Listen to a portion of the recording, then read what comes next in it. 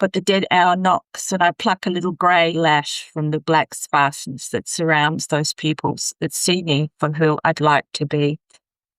I cannot fit those rings. I cannot reflect accurately from the glass. I cannot know how I am perceived. I do not know the correct colour of my blood. But each day, as I enter my husband's house, I bleed without shedding a drop. Welcome back to Relatable Wisdom, the podcast where everyday people share the quotes that shaped how they see life, offering you daily reminders that you're never alone in your journey. Today's guest is Nadine Ellis, an Australian poet and author whose path has taken her from the depths of personal struggle to the halls of academia. She's someone who turned to writing when life felt overwhelming and transformed her pain into poetry that speaks to the quiet battles so many of us face. Let's step into Nadine's world and hear the words that have guided her through it all. Tell us your name and what you do. Greetings. My name's Nadine Ellis. I'm an Australian poet based in South Australia. Mother of four. Wait. What did you say your name was again? Nadine Ellis. Wow, it didn't sound like that. It sounded something else. I don't know how you pronounced it, but I was like, are you sure it's the same name you're calling out? It's me. Who are you expecting? No, I heard something like, my name is Madine, something like that. Oh, no, Nadine Ellis. Nadine Ellis. Wow, nice name. Okay. Yeah. It's mine. Okay. Do you want to start again? Okay, let's do it again. Yeah. Okay. Tell me your name and what you do. Okay, my name's Nadine Ellis. I'm an Australian poet based in South Australia. I'm a mother of four daughters. I'm also a radiographer by trade, as well as a university academic teaching into medical radiations. And I basically write about everyday occurrences, pain that we've all experienced, and just basically a lot of what happens to me and how I sort of process it. Yeah. Thank you for accepting my invitation to be a guest on the thank podcast. You. Yeah. Okay. No, what's your watching your podcast? What's your first? Oh, why you watched my podcast? Wow, that means a lot to me. Thank you. Them. They're very interesting. So, I feel like I've gotten a fan for life. Thank you so much, Nadine. No, it's my pleasure to be on here. Thank you. Yeah. Do you want to know my quote? Yeah. You said you have four, but so I guess I'll ask you. So yeah, I'll ask you. What's the first one? The first one is, forgiveness is the fragrance that the violet sheds upon the heel that has crushed it. Oh, forgiveness is... Forgiveness is the fragrance. Oh, sorry, yeah. Forgiveness is the fragrance that the violet sheds upon the heel that has crushed it.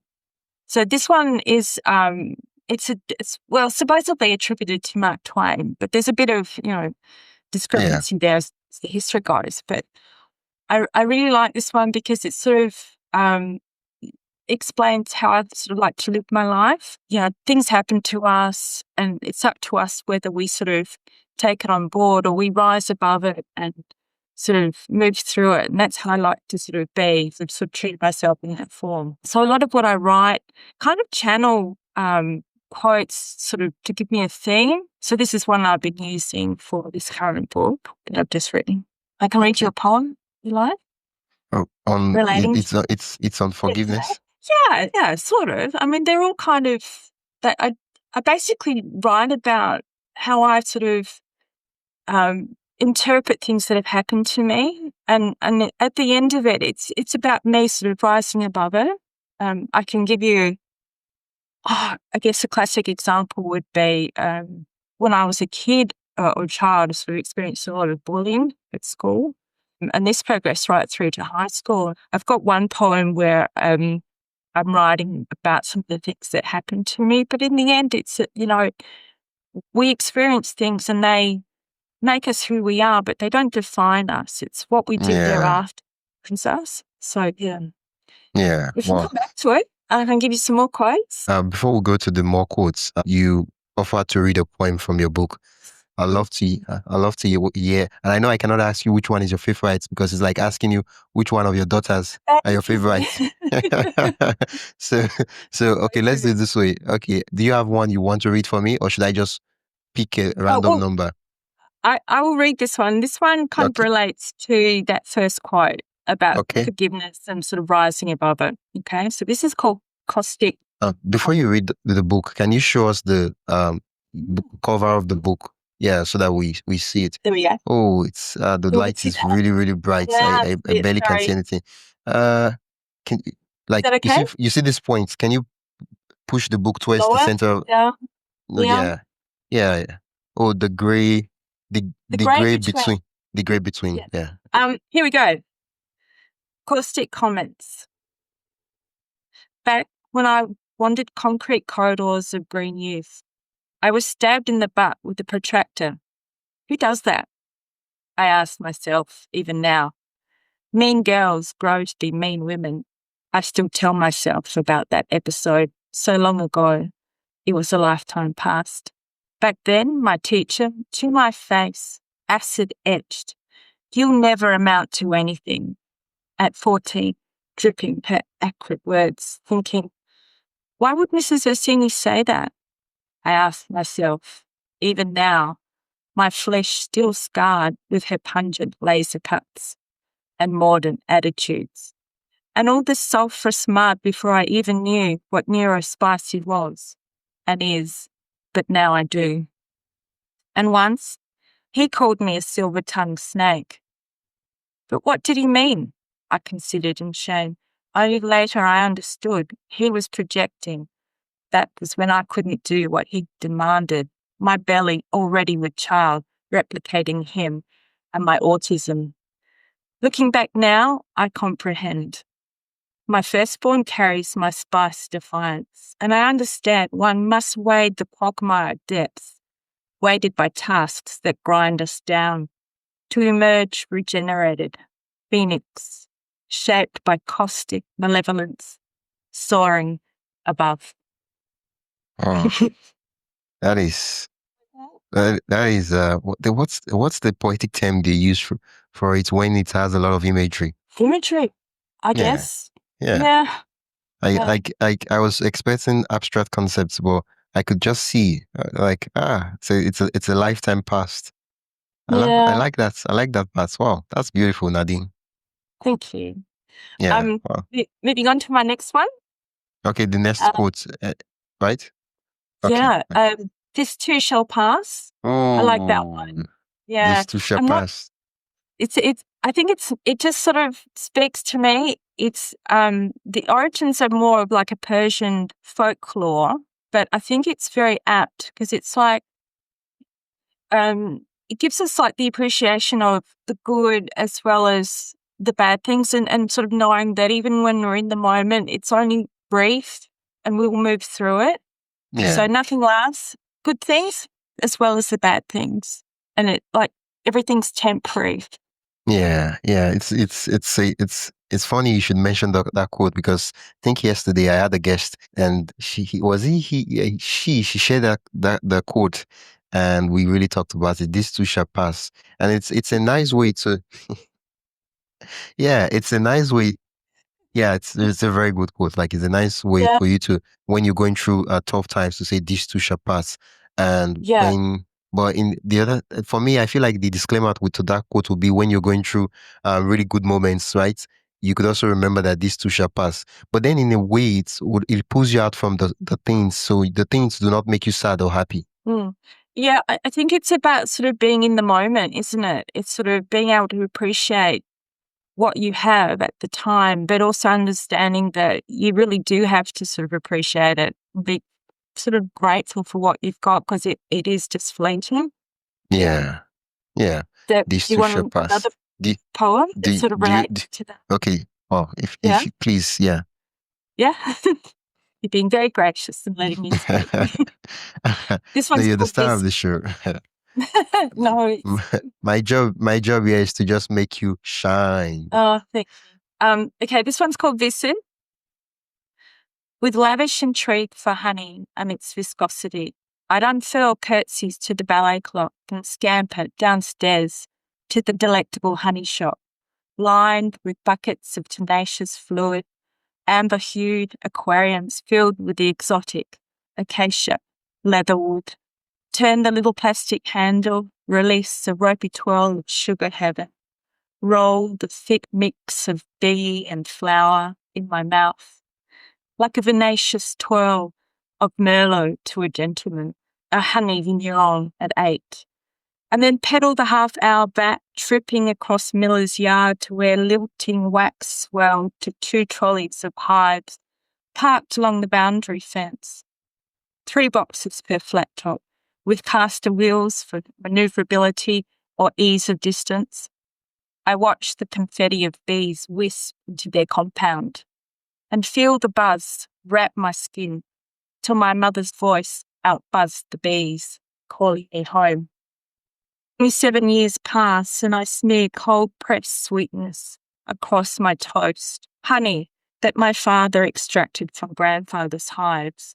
I've never seen, but when the honey rubs against my tongue, I feel the paint flakes give way to my fingers as I brush along the box and see the bees panic as we puff the smoke into their hexagonal lives, tricking their viscid wealth from them in the haze of manufactured fire.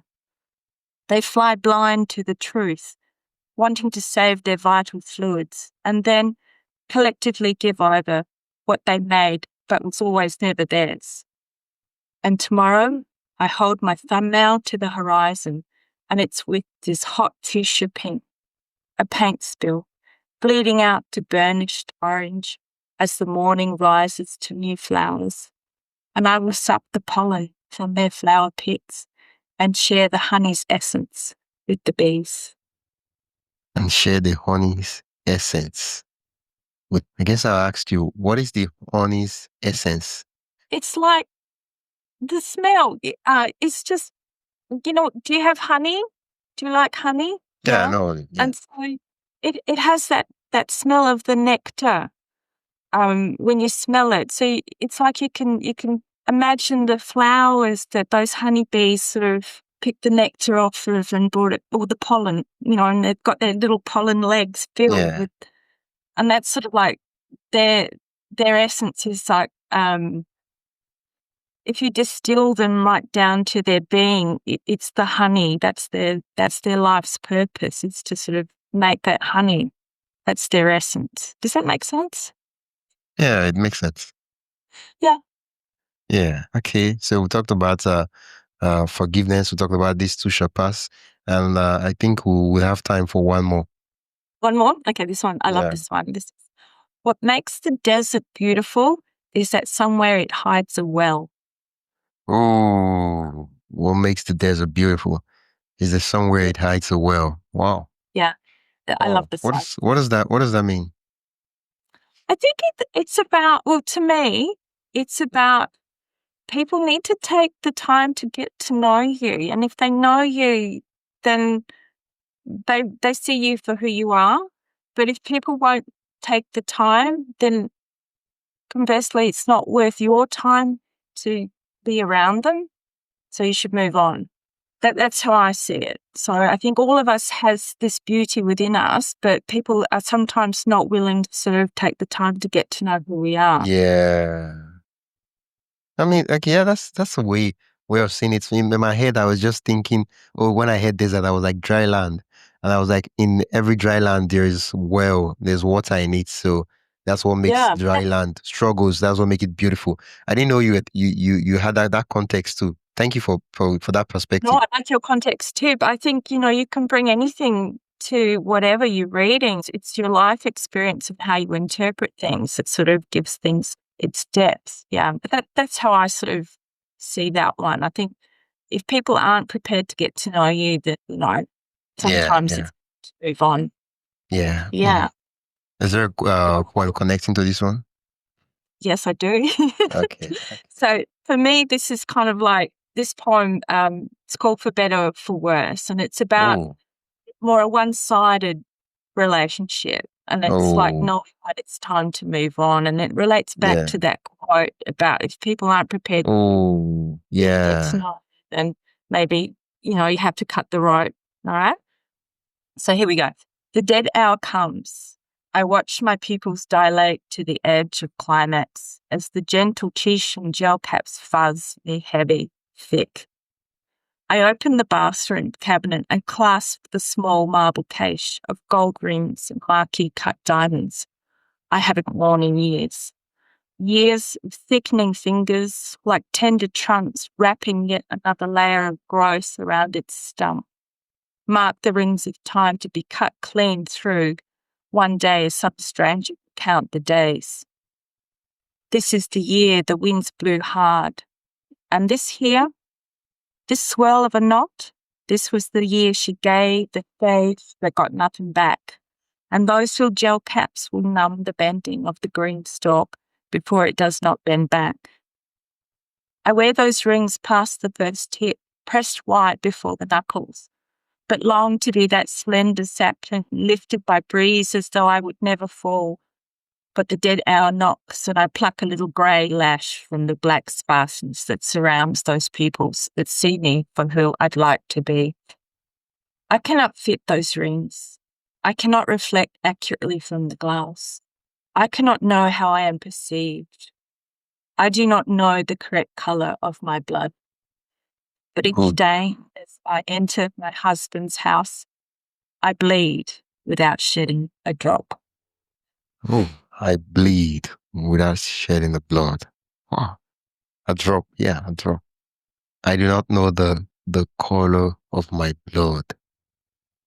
Oh, my interpretation of that poem right there is the fact that you cannot point to any place that, oh, I have been hurt, right? That's, oh, like physically, that's, oh, someone, right? Because I don't know the color of my blood, right? But yet, every day I without shedding the blood, how did you say it?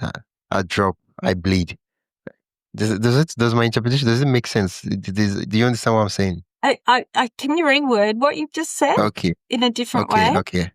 Okay. Let me say it again so that you get it. Like when you said, I do not know the color of my blood, right? Remember the line, right? It's like for someone not to know the color of their blood, it means that they've not seen their blood. That it means that they've not been harmed physically, right?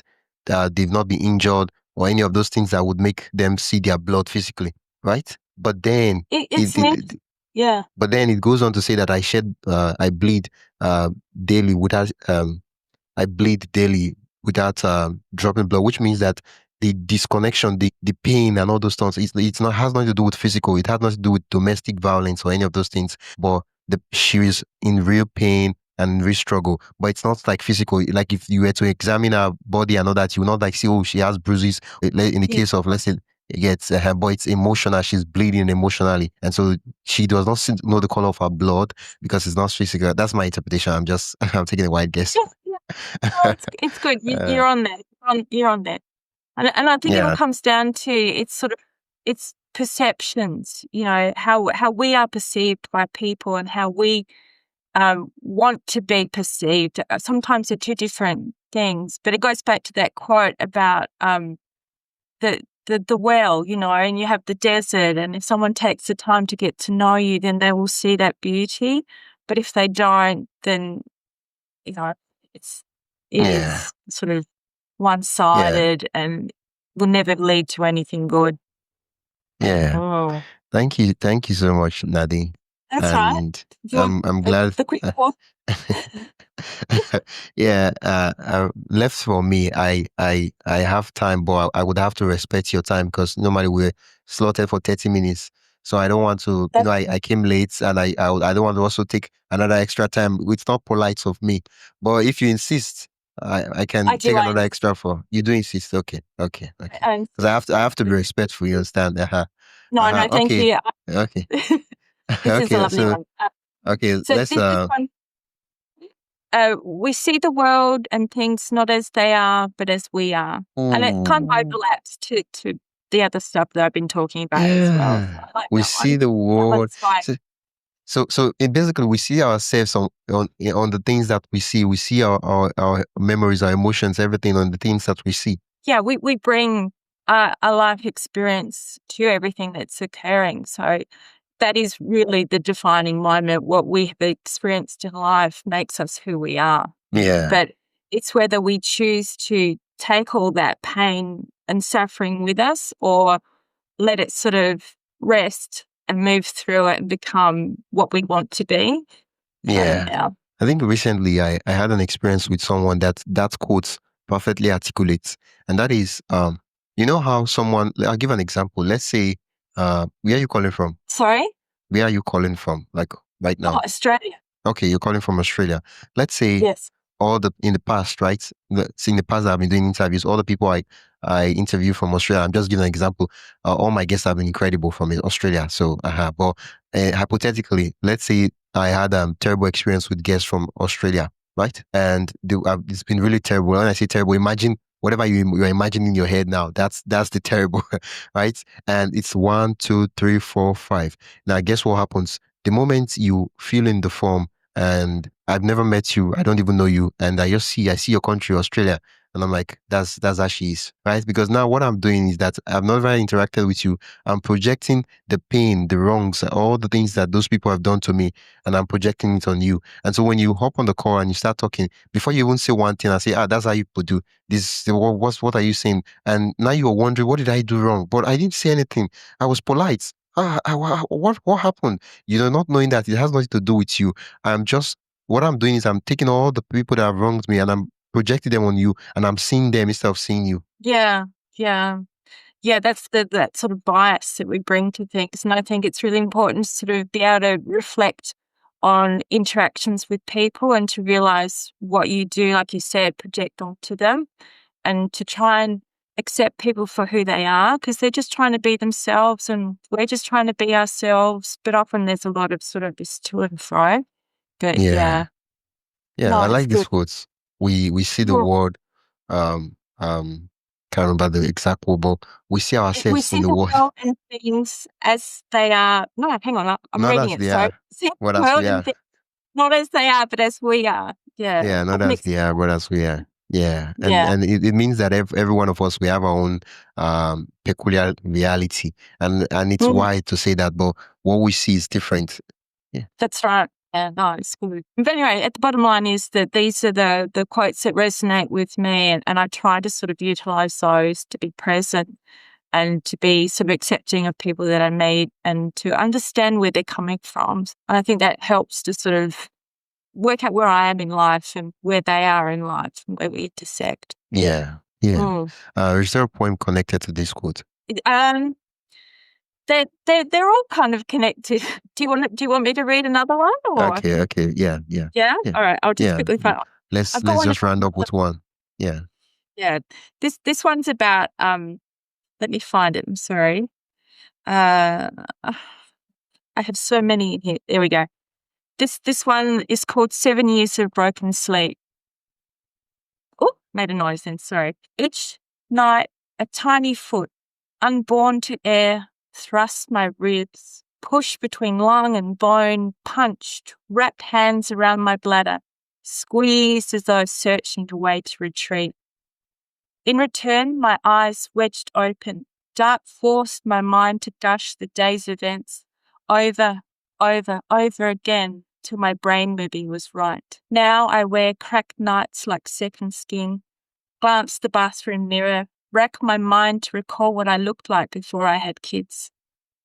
Before my dreams oozed out my ears, melded into the pillow that comforts my head, like my mother's lap did when I was hip height. And now darkness whispers its silence as the nighttime creatures begin their day, innocently traversing the stairs, each child taking her turn, ticket paid by unseen token, magnetically drawn to me like the North Arrow to its home. Wow. Thank you so much, Nadine. Thank you. Yeah. Well, once again, what's the name of the book and where can we get a copy? Okay, so the book is called The Grey Between. I'll try this again. You see that? Yep. Yeah. It's available on Amazon globally. And please buy it. And if people would like to connect with me, they can do that on my author website. So that's at nadineellis.com. So NADINEELLIS. So it's all one word.com. And I'm on Instagram as well. So that's Nadine Ellis Poetry, all one word. Nadine. Oh, yeah, you're the one that followed me. I saw Yeah. someone followed me, but I looked at the profile. I saw all poetic stuff. I was like, maybe it's just random, some person following me. No, I was it like, was me. yeah, yeah. Thank you. So I'm available on Instagram as well. So there's some new work on the Instagram, but the website is basically showcasing the grey between at present. So yeah. Yeah, yeah. Thank you, Nadine. It's been an That's absolute all right. delight chatting with you. Thanks very much. Thanks for listening to Relatable Wisdom. If you found something meaningful in this episode, make sure to follow or subscribe wherever you're listening. If you'd like to support the show, you can do that by buying me a coffee. The link is in the show notes. Every little bit keeps the conversations going. I'm your host, Wisdom Okonkwo, and I will see you in the next one. Until then, stay curious, stay inspired, and keep growing.